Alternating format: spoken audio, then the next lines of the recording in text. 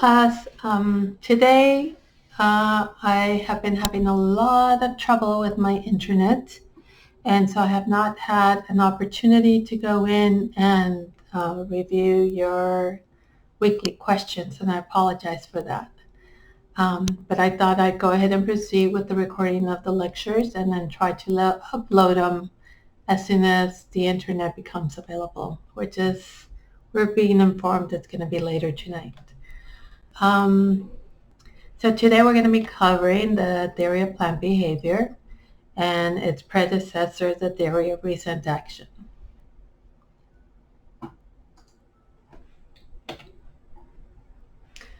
So the developers of this theories were Martin Fishbein and Isaac Eisen, and basically in their attempt to predict behavior, they wanted to understand exactly how did attitudes predict behaviors.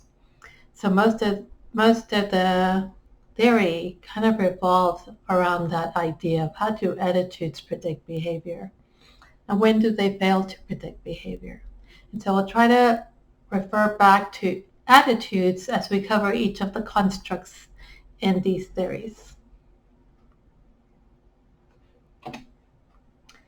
Okay, so here's the model basically, and the shaded areas in purple, or I'm not sure what color it appears on your end. On my side, it looks purple, are all constructs within the theory of recent action.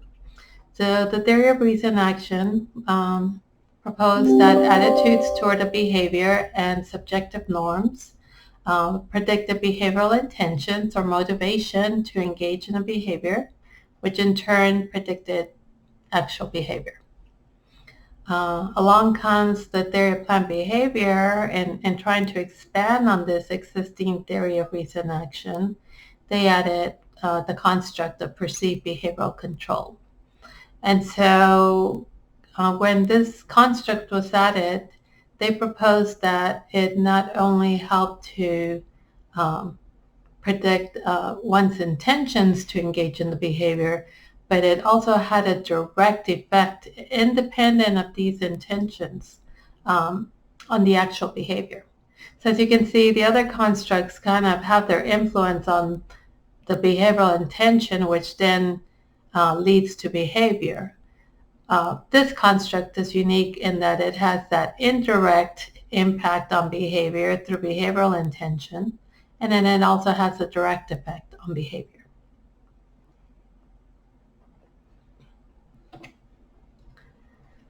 Okay, so let's start with behavioral intention, which is believed to be a direct proxy of actual behavior. And it's basically the willingness to perform a behavior, even motivation to perform a behavior. Behavioral intention is a prerequisite for all voluntary behavior. So always think about it in terms of voluntary behavior. We're not talking about involuntary behaviors. It's only those behaviors within one's volition, okay? And so in terms of behavioral intention, some survey items might read like the following examples. I plan to go binge drinking in the next 30 days. And then you would rate the extent to which you agree with that statement. Or you might say something that's likely that I will binge drink in the next 30 days. And again, you would rate the extent, usually like on a 7-point scale, with 1 indicating not at all likely or 7 indicating very likely. Again, the behavioral intention construct is often used as a proxy outcome in research because oftentimes we don't have the opportunity when we're conducting research to measure long-term behavioral outcomes, right? So you might assess the behaviors that people have been engaging in up to a certain point, right? Before baseline. So at baseline, you might say, hey, how many times have you participated in binge drinking in the past month, right? And up to the baseline, you know what their behavior has, their self-reported behavior has been. And then you might do an intervention, whether it's short or long. And then at the post-test, you might be able to assess whether they learned anything from your intervention and whether they changed their beliefs about a behavior. But you won't necessarily get to see them in action of performing the behavior. You won't get to see whether the intervention at that immediate post-test session, whether they changed their behavior. All you can assess at that point is whether they intend to engage in the behavior, the desired behavior, right? Whether it be to increase or decrease the behavior. And so many times researchers have to rely on behavioral intention as kind of like their indicator or the closest indicator or proxy to actually measuring behavior. And that's when we don't have resources to measure people at a 1 month, 2 month, 3 month follow-up or however long of a follow-up, okay? And so people have a lot of faith in the behavioral intention construct, suggesting that it will be a very close approximator of actual behavior. Others suggest, some studies suggest it's not such a great predictor. So we'll see as you go and explore the research what you find in your own studies. Let's see. Actual behavior, again, is the final outcome or measure that we want to have in any one study. Again, it is the endpoint for all of our theory-based interventions. However, it might not always be possible if we don't have the financial resources to follow people over time. Okay. Let's see. Okay, so let's go over each of those constructs that are believed to influence behavioral intentions, starting with the attitude. And remember, this was Fishbein's and Eisen's focus point in terms of how do attitudes predict behaviors. And so attitude basically is the degree to which one has a positive or negative evaluation of the behavior, right? It's always linked to the behavior. So these are the thoughts and feelings. It can also be the thoughts and feelings about the expected outcome of engaging in the behavior, whether it's good or bad, whether one likes it or dislikes it. So examples of attitudes might be something like attitudes toward breast cancer screening. How would you feel? What are your attitudes as a woman towards breast cancer screening, or as a man, right? What are your attitudes toward getting a mammogram? And aren't those two the same things? What kind of attitude does breast cancer screening bring up for you? Think about it for a little bit. What kind of attitude do you have toward getting a mammogram, which is a very specific type of breast cancer screening? Okay, so the idea is that attitudes will be better predictors of behavioral intentions when we assess attitudes about a very specific behavior, not the more general category. So the attitudes toward screening, toward this type of cancer screening, will be better predictors if we're assessing the attitude toward the very specific type of breast cancer screening, as opposed to the more global category of breast cancer screening. So when you tell me, oh, what's your attitude toward breast cancer screening? It's like, it's good, right? It's like, yeah, it's good for my health. But maybe in my mind, I'm thinking about a home self-exam, right? And so that's not threatening to me. It's like, but if you get me thinking about specifically about going to get a mammogram, then my attitudes might be a little bit different. Like, yeah, they're good for your health. Yeah, they help with prevention, but the actual experience of it might be really aversive and might have a really bad attitude toward the actual experience of getting a mammogram. It's the same thing with exercise, right? We can talk about what is your attitude toward exercise. And it's vague. It's such a large category, right? It's such a broad category. The word exercise encompasses all sorts of behaviors. However, the more specific you get, then you might really elicit a more specific and a better predictor of engagement in the behavior.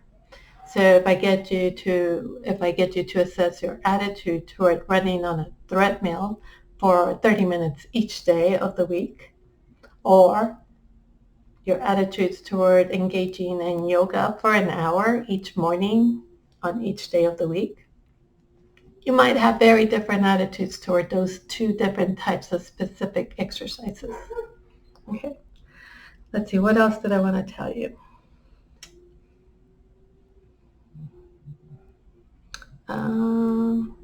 So direct experience with an object, a behavior, will help define the attitude toward that. So any direct experience with a behavior might help shape your attitudes. Your attitudes might also be shaped by observing others and observing their experience in engaging in the behavior. So you might observe someone exercising and think, wow, that looks like fun. I want to do that. I want to go hiking.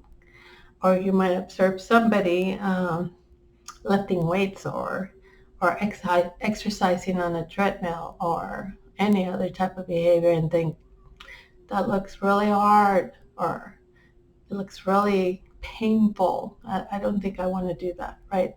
So just observing others might also influence your attitudes, okay? So direct experience and then also vicarious learning from observing others can influence your attitudes toward a behavior. Okay.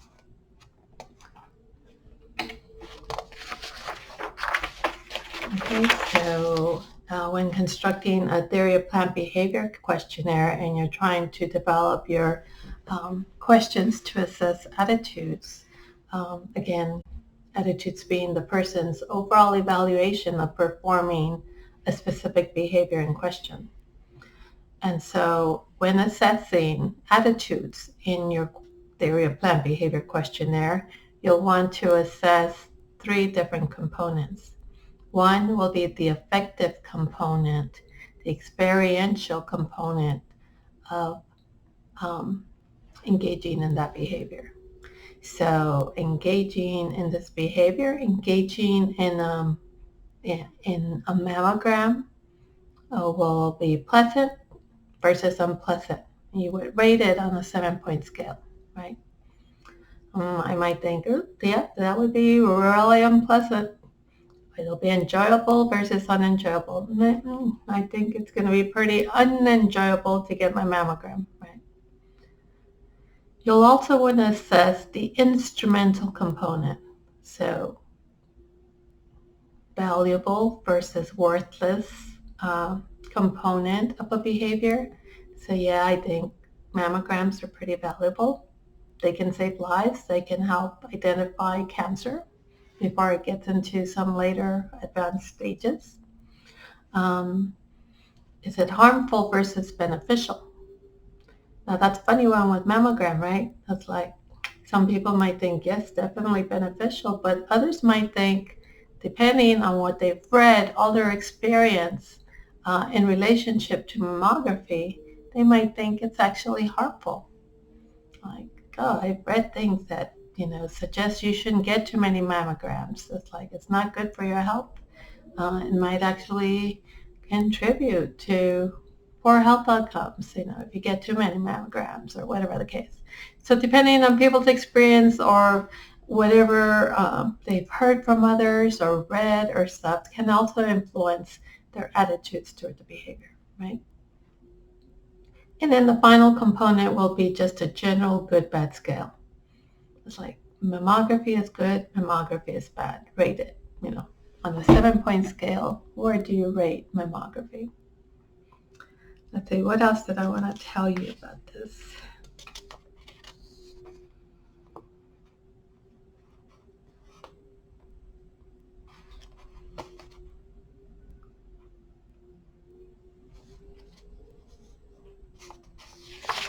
I think that's it on that one. All right, so those are the attitudes, right, that they were wanting to see how effective they would be at predicting behavior. And so they realized that other things could influence our attitudes as well. Excuse me. Okay, so, oops, hold on. Let me make sure I didn't skip ahead. Yeah. Okay, so subjective norms. There's two types of subjective norms.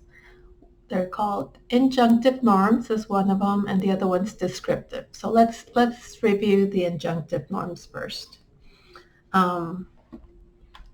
So basically, well, before I get into the types, I want to describe how Fishbein and Eisen were thinking about attitudes and the relationship of subjective norms to those attitudes. And they suggested that attitudes would be better predictors of behavior when social forces are minimized, when social pressure or influence is eliminated, right? That's like, because social pressure may get us to behave in behaviors that might not necessarily reflect our attitudes, right? Peer pressure can get us to engage in behavior that we know is bad or that we dislike, right? So they were thinking about how subjective norms would influence attitudes. Okay, so like definitely, the environment, it might dictate the way you behave or what behaviors you will engage in regardless of your attitudes. So for example, being in a church, how might that influence your behavior? Whether you're at a wedding or a funeral, how about when we are standing in an elevator? How does that influence our behavior when other people are in the elevator with us? How do you behave when you're with family versus when you're with your friends, right? All of those social situations can influence the way you behave independent of your attitudes, right? They might override your attitudes toward the behavior. And so then in that situation, in certain social situations, your attitudes may not be as great a predictor of behavioral intentions or actual behavior. Okay, so injunctive norms is one type of subjective norm. And these are beliefs about what important others think you should be doing.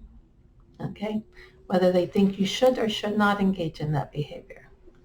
Would others approve or disapprove of my engaging in the behavior?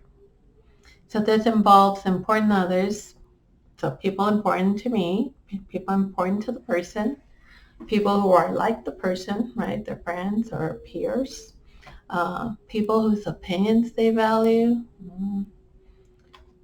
I don't know, whose opinions do you value? My instructors were always a big influence on me, but also my parents. Their opinion was very important to me. My sister. So just think about all of those people who might influence, you might want to think, you might automatically think, what would they want me to do? What would they think about me engaging in this behavior, whatever the behavior? And examples of items might be something like, friends who are important to me encourage me to binge drink. Or my parents think I should avoid binge drinking. Okay? So what is the motivation to comply with what others think you should do? Okay, well, it depends if you value their opinion, right?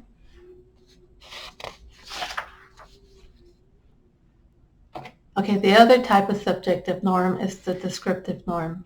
And these are beliefs about what others like ourselves whether they're performing the behavior or not. Okay, beliefs about whether other people, most people, or other people like myself are performing the behavior. So people might think most college students binge drink, and that might be a justification for someone to engage in the behavior, right? It's like every college student binge drinks. It's like, no? College students, young college students might think that, but that's not necessarily true. Okay. Another item might read something like, most of my friends binge drink. Okay, which might be true. Okay, so it doesn't really matter if it's the reality of the situation. It's really what the person believes it to be, right? So these are descriptive norms, what they're perceived norms of what others are doing, others like themselves are doing. Okay, so we ran a study looking at binge drinking, in fact, and we were asking people, you know, these type of questions. And most people thought that most young college students, freshmen and sophomores, thought that the majority of college students engaged in binge drinking. And it turns out that the statistics don't support that. So, the reality was different from what they perceived to be. But really it's what their perceptions are that are driving their behavior. Right? So those perceived realities are really important. Just like in the help belief model, right? The perceived barriers may not be real. They might not even be a barrier really. But if the person perceives it as a barrier, they're not going to engage in the behavior. Okay. Let's see. What else? Okay, so I think that's it on that one. Let me double check. Okay. All right, so here are some items for subjective norms. Friends important to me have suggested I cut down on my smoking. Definitely false, definitely true, and the person would rate somewhere where they fall along that continuum. So that first one is an example of, if you said injunctive norm, that's correct. Okay. The second item is most teens my age smoke. Okay. And the person would rate whether they agree, whether they think definitely false or definitely true. And somewhere along this continuum, they would mark that. And this is an example of a descriptive norm. Okay? So be able to recognize those differences. So an exam question might ask you, this item is assessing what? A descriptive or a subjective norm? Or the item most teens my age smoke is assessing a descriptive norm, true or false, right? So be ready to be able to apply. Make sure you are able to distinguish the type of item and what it's assessing. Okay. Let's see. And then finally we have perceived behavioral control, which remember is only a construct in the theory of planned behavior, but it's not included as a construct in the theory of recent action.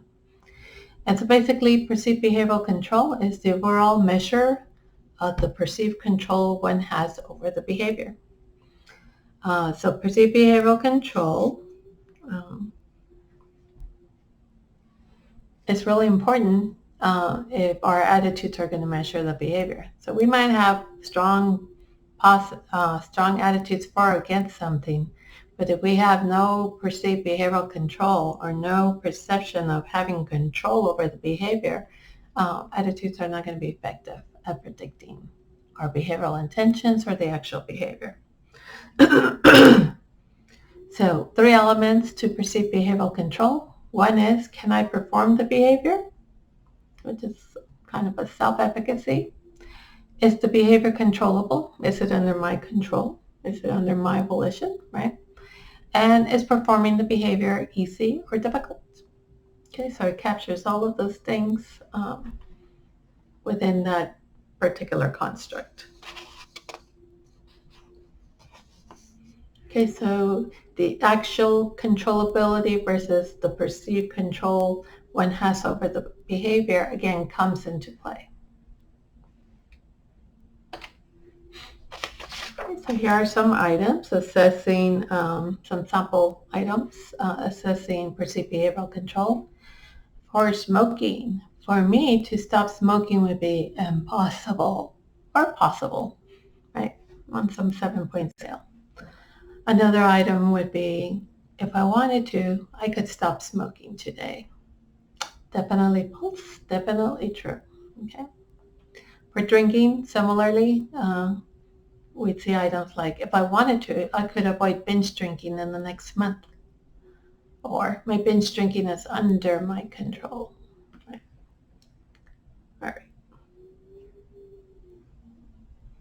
Another item in drinking is, it is difficult to stop drinking once I start drinking. And again, that would be definitely true, definitely false. Okay, so then we come back to behavioral intentions. Again, the belief in one's intentions to change the behavior. Behavioral intentions are susceptible to change. So we always attempt to measure them as close as possible to the time the behavior is supposed to occur. Okay, so if you do an intervention, you want to measure it within a specific time frame.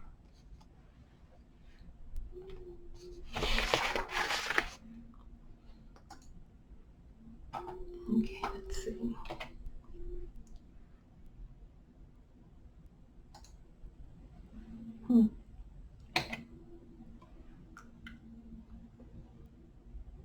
So here are some items assessing behavioral intentions.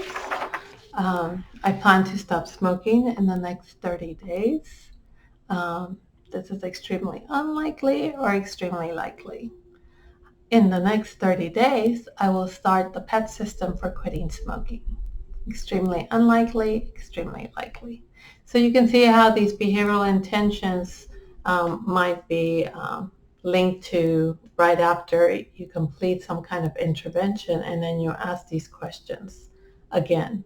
So you would ask them at baseline, and then you would ask them immediately after the interventions to see if your intervention had any effect on their behavioral intentions. Okay. And again, it's always anchored to the next 30 days, something the person can imagine. All right. Oops, sorry.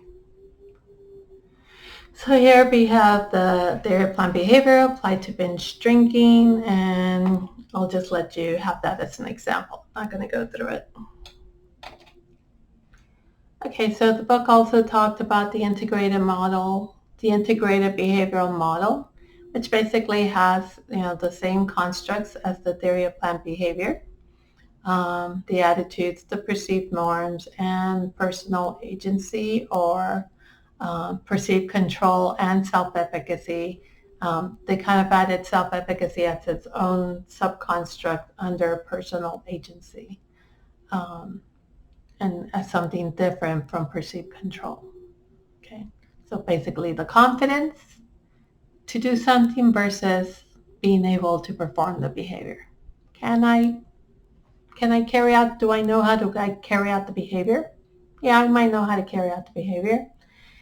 Can I control the environment so that I am able to carry out the behavior? Yeah, I'm able to control the environment. Do I have the confidence to perform the behavior? Well, that's a little bit different, right? I might not have the confidence. I might have the perceived control over the behavior, but not the actual confidence to carry out the behavior when I'm required to do so. Okay, so we had the same things up here with attitudes and perceived norms that we had already described. And so attitudes, perceived norm, and personal agency are all believed to influence our behavioral intentions to perform the behavior and ultimately the actual behavior. But they added additional things to their model.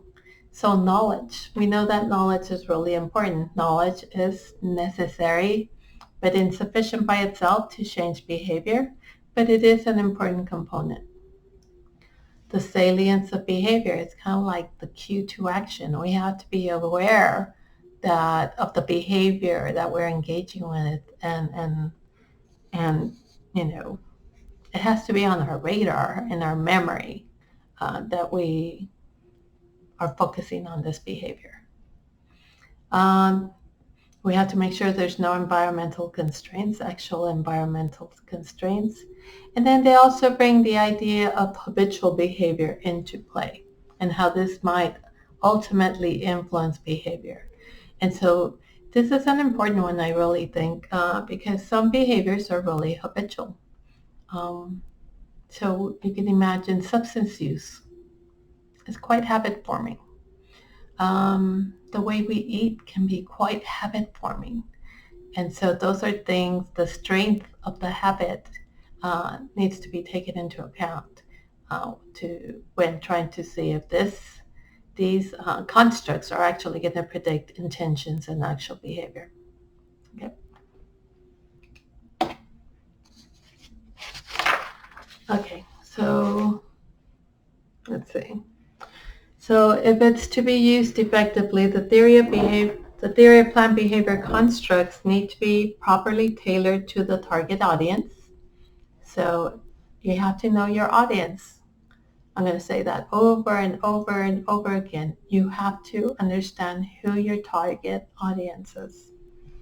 So the theory of planned behavior constructs have to be tailored to your target population as well as to the specific behavior of interest, okay?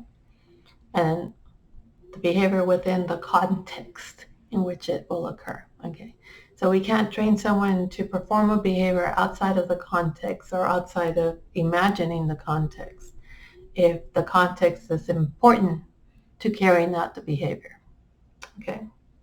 So tailored to the audience, tailored to the specific behavior, tailored to the context. Okay. Let's see. So there are in table 6.1 of your text, you'll find some direct and indirect measures for the different constructs. So direct attitudes, social norms, and perceived behavioral control can be measured directly. But the constructs can also be measured indirectly through their underlying beliefs, by assessing underlying beliefs. So each theory of planned behavior you encounter will be somewhat different.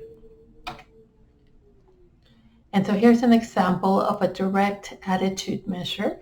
So for me, not smoking is harmful, beneficial, pleasant, unpleasant, good, bad, worthless, valuable, enjoyable, unenjoyable.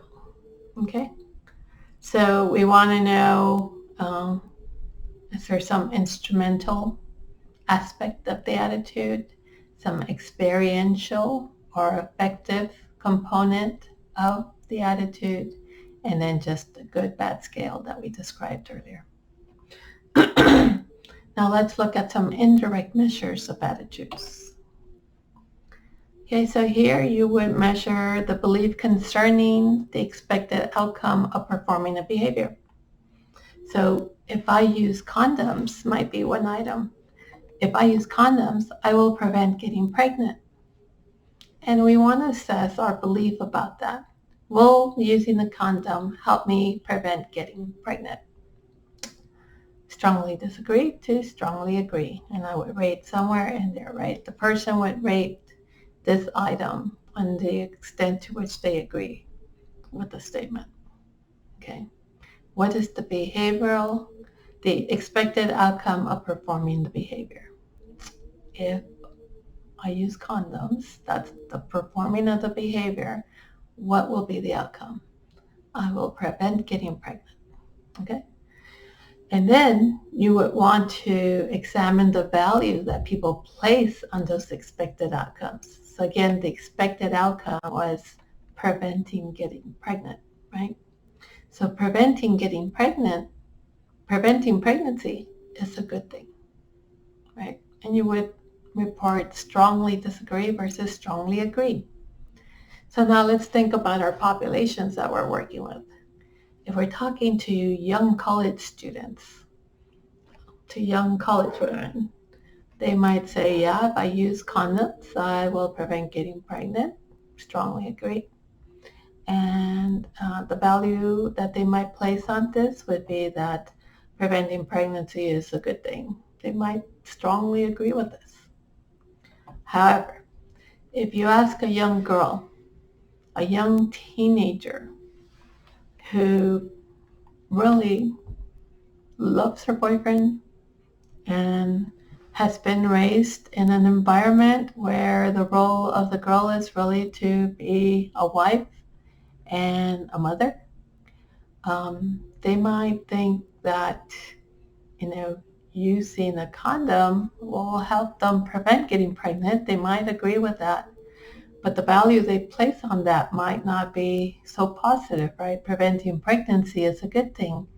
They might strongly disagree with that, right? They might actually want to get pregnant. So like, why would I use a condom if I don't put the value on the expected outcome of engaging in that behavior, or the expected outcome of the behavior? And so this happened to us in a study that we were conducting. We were looking at a program that was trying to engage high school students in abstinence-only education. And so the researchers who wanted to come and deliver this abstinence-only program decided to, one, test out the idea of bringing an abstinence-only program to the border, and they also wanted to see, what was the experience of most teenagers, or not most teenagers, but at least the teenagers that participated in the focus group. And so the abstinence-only program was basically laughed at. The teenagers were like, "Are you kidding me?"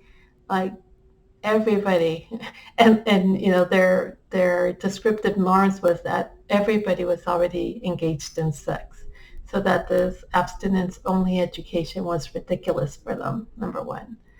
And then also they really thought it would be more important to bring comprehensive sex education, where they would learn how to use condoms and other types of contraceptives, which might be more effective in helping them to stay healthy and stay in high school.